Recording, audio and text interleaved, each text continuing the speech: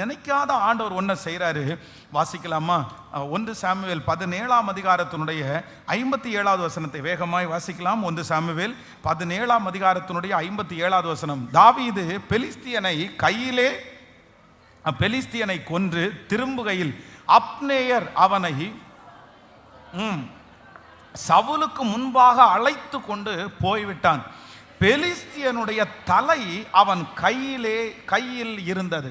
நல்லா இன்னொரு விஷயம் கூட வாசிக்கலாம். தாவீது பெலிஸ்தியனை கொன்று திரும்புகையில் அப்னேர் அவனை சவுலுக்கு முன்பாக அழைத்து கொண்டு போய்விட்டான். பெலிஸ்தியனுடைய தலை அவன் கையில் இருந்தது. பெலிஸ்தியனுடைய தலை அவன் கை. இன்னொரு வசனத்தில் வாசிக்கலாம். நீங்க 17ஆம் அதிகாரத்தினுடைய 18வது வசனத்தை வாசிக்கலாம். 18. இந்த 10 பால் கட்டிகளை 1000 பேருக்கு அதிபதி ஆனவனிடத்தில் கொடுத்து உன் சகோதரர் சுகமாய் இருக்கிறார்களா என்று விசாரித்து அவர்களிடத்தில் அடையாளம் வாங்கி கொண்டு வா என்றான். போடுங்க, நீங்க நல்லா கவனிச்சுங்க. எல்லாம் கவனமாய் கவனிங்கள். கைகளை அசைத்து ஒரு ஹல்லேலூயா சொல்லலாம். சத்தமா ஒரு ஹல்லேலூயா. ஓகேவா? ரெடியா இருக்கீங்களா? ஆமென். இப்போ என்ன நடக்குது அப்படின்னு சொன்னா, இந்த இடத்துல இப்போ தன்னுடைய தகப்பன் ஈசாய் தாவீதை பார்த்து என்ன சொல்றாரு அப்படின்னு சொன்னா, எப்பா 10 பால் கட்டிகள் இருக்கிறது, இந்த 10 பால் கட்டிகளையும் நீங்க எடுத்துக்கொண்டு போய் யுத்தம் நடக்கிற இடத்துல போய் 100 பேருக்கு லீடரா ஒருத்தர் இருப்பார், இல்லைன்னா 1000 பேருக்கு ஒரு லீடரா இருப்பார். அந்த லீடர் இடத்துல நீ கொடுத்து என்ன பண்ண அப்படின்னு சொன்னா, இந்த பால் கட்டியை கொடுத்து என் பிள்ளைங்க சுகமா இருக்கிறாங்களான்னு எனக்கு தெரிஞ்சுக்கிறதுக்கு ஒரு அடையாளத்தை வாங்கி கொண்டு வா. அன்னைக்கெல்லாம் யுத்தத்திற்கு போகும்போது பார்த்தீங்க அப்படின்னு சொன்னா, நீங்க நிறைய இடங்களில் பார்த்துருக்கலாம். யுத்தத்துக்கு போகும்போது தன்னுடைய கழுத்தில் இருக்கிற அந்த கயிறு ஏதாவது ஒன்று என்ன பண்ணுவாங்கன்னா, நாங்கள் உயிரோட இருக்கிறோன்றதுக்கு சாட்சியா ஏதாவது ஒன்று பார்க்கறவங்கள்ட்ட கொடுத்து விடுவாங்க. இவங்க யுத்தம் ஒரு இடத்துல நடந்துட்டு இருக்கும், தன்னுடைய மனைவி பிள்ளைகள் எல்லாம் இந்த இடத்துல இருப்பாங்க. ஆனால் விசாரிக்கிறவர்களுடைய கையில் தன்னுடைய கத்தி, தன்னுடைய பொருள் ஏதாவது ஒன்று கொடுத்து விடுவாங்க. இதுதான் அவர்களுக்கு அடையாளம். இப்போ இந்த இடத்துல ஈசா என்ன சொல்றாரு அப்படின்னு சொன்னா, தன்னுடைய மகனை கூப்பிட்டு என் பிள்ளைங்க உயிரோட இருக்காங்களேன்னு தெரியல, நீ போயிட்டு இந்த பால் கட்டியை கொடுத்து ஒரு அடையாளத்தை கையிலே வாங்கி கொண்டு வா அப்படின்னு சொல்லி அனுப்புறாரு. அப்போ இப்ப தாவீது யுத்தத்துக்கு போறாரு. அங்க போன உடனே எல்லாமே வித்தியாசமா நடக்குது. இவர் பால் கட்டியை கொடுத்துட்டு இருக்கும்போது ஒரு சத்தம் வருது. அங்க அவன் கத்துறான், வாங்க ஒருத்தர் அப்படின்னு சொல்லி. உடனே இந்த மனுஷன் போறான், ஆண்டவர் என் கூட இருக்கிறான்னு சொல்லி. இப்போ ஒரு மிகப்பெரிய ஒரு யுத்தம் நடந்து, இந்த யுத்தத்துல பெலிஸ்தியனுடைய கை இப்ப தலை யாருடைய கையில இருக்குன்னா, இந்த தாவீதுனுடைய கையில இருக்கிறது. தன்னுடைய தகப்பனார் ஒரு அடையாளத்தை வாங்கிட்டு வர்ற சொன்ன ஒரு அடையாளம், சின்ன அடையாளம். தன்னுடைய தகப்பனார் கேட்ட அடையாளம் ஏதாவது ஒரு துண்டு துணி, இல்லைன்னா ஏதாவது ஒரு சின்ன பொருள். ஆனா இவனுடைய கையில என்ன அடையாளம் இருக்குன்னா, அந்த கோலியாத்தினுடைய தலை என்கிற ஒரு பெரிய அடையாளத்தையே கர்த்தர் அவன் கையில கொடுத்திருக்கிறாரு. இல்லப்பா, நான் போனதுக்கு முகாந்திரம் உண்டு, நான் வெற்றியோட திரும்பி வந்திருக்கிறேன். நீ திரும்பி வரும்போது வெறும் துணியோட வருவேன்னு நினைச்சீங்க. ஆனா நான் என்ன வந்திருக்கிறேன் அப்படின்னு சொன்னா, கோலியாத்தினுடைய தலையோட வந்திருக்கிறேன், ஒரு பெரிய அடையாளத்தோட வந்திருக்கிறேன். நம்பர் 3, மூன்றாவது நான் நம்புறேன், நீங்கள் நினையாத ஒரு அடையாளத்தை கர்த்தர் உங்கள் கைகளிலே தருகிறதற்கு கர்த்தர் வல்லவராயிருக்கிறார். ஆமென். உங்களுக்கு ஒரு அடையாளம் உண்டாகும், உங்களுக்கு ஒரு அடையாளம் உண்டாகும், உங்களுக்கு ஒரு அடையாளம் உண்டாகும். கர்த்தர் உங்கள் சொந்தங்கள் நடுவிலே கர்த்தர் உங்களை ஒரு அடையாளப்படுத்தி காண்பிப்பார். கர்த்தர் உங்களுக்கு ஒரு முகவரியை கர்த்தர் ஏற்படுத்தி கர்த்தர் உங்களுக்கு ஒரு அடையாளத்தை கர்த்தர் காண்பிப்பார். அனாதையாய் அலைந்து கொண்டிருக்கிற நிறைய பேருக்கு கர்த்தர் இந்த ஆண்டு முடிகிறதற்குள்ளே ஒரு அடையாளத்தை கர்த்தர் உங்களுக்கு தரப்போகிறார். ஒரு பிசினஸ் என்கிற ஒரு அடையாளத்தை கர்த்தர் தரப்போகிறார். உங்களை பற்றி சொன்னால் தெரிகிற அளவிற்கு ஆண்டவர் உங்களை அடையாளப்படுத்துகிற தேவன். ஹல்லேலூயா. எனக்கு ஒரு பெரிய ஆசை என்ன அப்படின்னு சொன்னா, உங்க எல்லாருக்குமே என்ன இருக்கணும்னா ஒரு அடையாளம் இருக்கணும். ஆமோதிக்கிறீங்களா? அப்படின்னா உங்களுடைய வண்டி, உங்களுக்கு 10 கார் இருக்குன்னு வச்சுங்களேன், 10 கார்லையும் ஒரே நேம், உங்களுக்கு ஒரு அடையாளம். நான் திருச்சபையில் நிறைய பேர் இந்த தசமபாக காணிக்கை கவரில் போட்டு எழுதி நிறைய பேர் போடுவாங்க. அதை பொதுவாக அந்த கவரை வச்சு எனக்கு ஜெபிக்கிற பழக்கம் இருக்குது. அப்போ நம்ம சர்ச்சில் இருக்கிற கவரையே எடுத்து அவங்க போட்டு எழுதி கொடுப்பாங்க.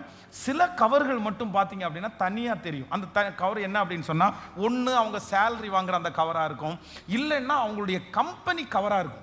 அவங்க அந்த ஓன் கம்பெனி வச்சுருப்பாங்க. அந்த கம்பெனியுடைய எம்பளம் அதில் இருக்கும், அவங்களுடைய பேர் அதில் இருக்கும். அதுக்கு மேலே வந்து நிறைய பேர் வசனம் எழுதி கொடுப்பாங்க. ரொம்ப அழகான வார்த்தைகள் எல்லாம். சிலர் வந்து தசமபாகத்தில் ஆண்டவர் இவ்வளவு நடத்தினாரு சாட்சியோடு அந்த தசமபாகத்தை அவங்க போடுவேன் நான் பார்த்துருக்கிறேன். அப்போது அந்த வித்தியாசமான அந்த கவர் அந்த அவங்களுடைய எம்பளத்தோட அவங்களுடைய கம்பெனி நேமோடு இருக்கிறத பார்க்கும்போது அவ்வளவு சந்தோஷமாக இருக்கும். அப்போ இன்னைக்கு இந்த பிரசங்கம் பண்ணும்போது நான் என்ன நினைக்கிறேன் அப்படின்னு சொன்னால், அவங்க ஒரு சிலருக்கு மட்டும் இல்லை, இந்த சத்தத்தை கேட்குறவங்க ஒவ்வொருத்தருக்கும் கத்துற அந்த மாதிரி ஒரு அடையாளத்தை ஆண்டவர் உங்களுக்கு தரட்டும்னு நான் உங்களை பிளஸ் பண்ணுறேன். உங்க எல்லாரையும் கர்த்தர் ஆசீர்வதிப்பாராக.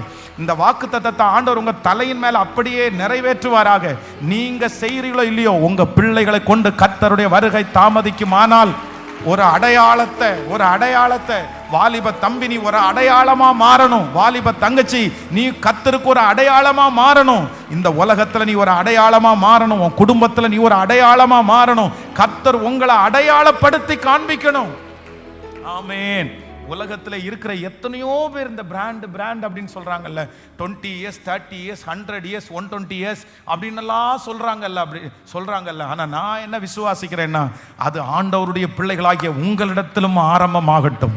ஆண்டவர் உங்களை உதிக்கிறவனுடைய ஒளிச்சத்தினிடத்திற்கு ராஜாக்கள் ஜனங்கள் நடந்து வருவார்கள். அது கர்த்தருடைய ஊழியத்திற்கு, அது ஆண்டவருடைய ராஜ்ய விரிவாக்க பணிக்கு ஆண்டவர் என்னை ஆசீர்வதித்திருக்கிறார் என்று வந்து பார்க்கிற அளவிற்கு கர்த்தருக்கு வழியை ஆயத்தப்படுத்துவதற்கு. ஹல்லேலூயா. கைகளை உயர்த்தி இனி அப்படிதான் நடக்க போகுது. இனி அப்படிதான் நடக்கும். கர்த்தர் அப்படிப்பட்டவர்களை கர்த்தர் எழுப்ப போகிறார். ஒரு அடையாளத்தை கர்த்தர் எனக்கு வைக்க போகிறார். நான் நினைத்திராத ஒரு அடையாளம் என் கையிலே கர்த்தர் தரப்போகிறார். ஸோ சின்ன பிள்ளைகள், வாலிப தம்பிகள், தங்கச்சிகள், நீங்கள் எதுக்கு ஜெபிங்க அப்படின்னு சொன்னால், அடையாளங்களுக்காக நீங்கள் ஜெபிங்கள். ஆனால் கர்த்தர் நமக்கு அடையாளமாக இருக்கிறார். ஆமோதிக்கிறீங்களா இல்லையா? நம்மளை வந்து ஆண்டவருக்கு தெரியணும், ஆண்டவருக்கு நம்மளை தெரியணும். இதெல்லாம் ஒரு அடையாளம். என்னை பார்க்குறவங்க நிறைய பேர் எனக்குள்ள கிறிஸ்துவை பார்க்கணும். இது ஒரு பெரிய அடையாளம். ஆமீன். ஆண்டவரை நம்ம வெளிப்படுத்தணும். இதெல்லாம் ஆண்டவர், அது ஒரு பெரிய அடையாளம். இதே போல கர்த்தர், ஆமேன், முதலாவது தேவனுடைய ராஜ்யத்தையும் அவருடைய நீதியையும் தேடுங்கள், அப்பொழுது இவைகளெல்லாம் உங்களுக்கு கூட கொடுக்கப்படும். உங்களுக்கு என்ன வேணும்? சத்தமா சொல்லுங்க. கேட்கல, சத்தமா சொல்லுங்க. எல்லாருமே ஒரு 3 பேருடைய கையை பிடிச்சி சொல்லுங்க. உங்களுக்கு ஒரு அடையாளம் வேணும், ஒரு பிராண்ட் உங்களுக்கு வேணும். சொல்லுங்க, நல்லா சொல்லுங்க எல்லாம். அப்படி நம்ம வந்து வேற ஒன்றும் வைக்க போறதில்லை. நம்ம என்ன எப்படி தான் வைப்போம்? நீங்கள் அப்படி ஒரு பிராண்டு, ஒரு அடையாளம் வச்சிங்கன்னா என்ன பேர் வைப்பீங்கன்னு நினைக்கிறீங்க? முனீஸ்வரன் வைப்பீங்க? சொல்லுங்க. எவ்வளோ அழகாக பைபிள்ல இருந்து ஒரு நேம் எடுத்து அப்படி தானே வைப்பீங்க நீங்கள். அப்போ அவங்க கேட்பாங்க நிறைய பேர், பிரதர் ஜெகோவா ஜேரேன்னா என்ன பிரதர் அப்படின்னு கேட்பாங்க. நீங்கள் உடனே சொல்லுவீங்க. யெகோவா ஈரே என்னன்னா என்ன கேட்பீங்க, நீங்கள் உடனே சொல்லுவீங்க. அந்த பேரை கேட்ட உடனே நீங்கள் அதுக்கு பதில் சொல்லுவீங்க. அப்போ யாருடைய நாமம் மகிமைப்படும் என்றால், அது எனக்கு ஒரு அடையாளம், எனக்கு ஒரு அடையாளம்.